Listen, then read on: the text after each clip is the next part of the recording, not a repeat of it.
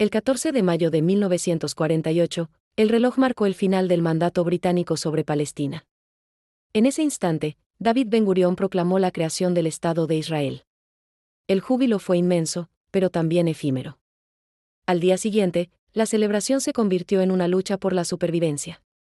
5 ejércitos árabes, de Egipto, Jordania, Siria, Líbano e Irak, invadieron al recién nacido país. Este punto de inflexión en la historia, se fracturó en 2 relatos, 2 nombres que continúan definiendo el presente de una manera irreconciliable.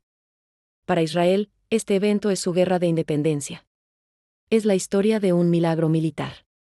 Una nación apenas declarada, formada por sobrevivientes del Holocausto y refugiados de todo el mundo, enfrentándose a una coalición de fuerzas que los superaban en número y armamento. Desde esta perspectiva, la guerra fue una batalla desesperada para evitar lo que sentían como un segundo exterminio en menos de una década. La victoria no fue solo estratégica, fue la prueba definitiva de su resiliencia, la confirmación de su derecho a existir tras siglos de persecución. En este relato, la partida de cientos de miles de árabes palestinos se explica de 2 maneras. Muchos se fueron voluntariamente, incitados por líderes árabes que les prometieron un regreso rápido tras la victoria, mientras que otros simplemente huyeron por el miedo natural que provoca cualquier conflicto armado. La narrativa se centra en la defensa, la supervivencia y el nacimiento heroico de una nación. Sin embargo, si cruzamos la línea invisible que divide estas memorias, encontramos una palabra completamente diferente para describir 1948, la Nakba. En árabe, significa la catástrofe. Para los palestinos, esto no fue simplemente una guerra perdida, fue el despojo sistemático y deliberado de su tierra, de su cultura, de su hogar. Más de 700.000 palestinos, aproximadamente la mitad de la población árabe de la región en ese momento, fueron desplazados de sus casas. Se convirtieron en refugiados de la noche a la mañana. Cientos de aldeas y pueblos árabes no solo fueron vaciados, sino borrados del mapa, demolidos para que no quedara rastro de su existencia. Desde esta perspectiva, no se trató de una salida voluntaria ni de un simple efecto colateral de la guerra.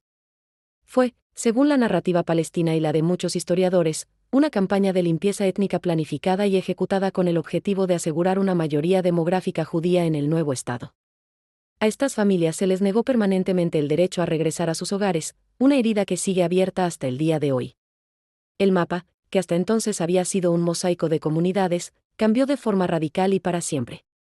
Al final de la guerra en 1949, Israel no solo había defendido su existencia, sino que había expandido significativamente su territorio más allá de las fronteras propuestas por el Plan de Partición de la ONU. Las áreas que quedaron del mandato de Palestina, la Franja de Gaza y Cisjordania, pasaron a estar bajo control militar de Egipto y Jordania respectivamente. Jerusalén quedó dividida. Pero la pregunta más importante y dolorosa que surgió de este cataclismo fue, ¿qué pasó con las personas? ¿Qué pasó con esas 700.000 almas que se quedaron sin patria, sin propiedades, sin un lugar al cual llamar hogar? Estos refugiados y sus descendientes, que hoy suman millones, se asentaron en campamentos improvisados en los países vecinos, Jordania, Líbano, Siria, así como en Gaza y Cisjordania. Lo que se pensó que sería una solución temporal se convirtió en una realidad permanente.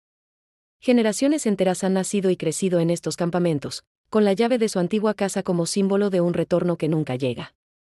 Esta diáspora palestina se convirtió en el núcleo del conflicto que seguiría evolucionando en las décadas siguientes.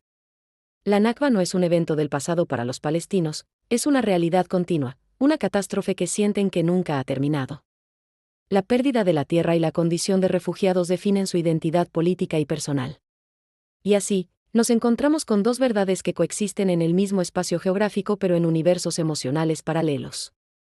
Por un lado, la celebración de la independencia y la soberanía judía. Por otro, el luto por la pérdida y el desplazamiento. Comprender ambas narrativas, la de la independencia y la de la Nakba, no significa necesariamente validarlas por igual, pero es el primer paso indispensable para entender por qué más de 70 años después este conflicto sigue siendo tan profundo, tan personal y tan difícil de resolver. Son 2 historias de origen que se excluyen mutuamente, pero que están entrelazadas para siempre por el mismo trozo de tierra. Gracias por acompañarnos en este viaje al pasado para entender mejor el presente. Si te interesa seguir explorando temas complejos como este, no olvides suscribirte y activar las notificaciones. Nos vemos en el próximo video.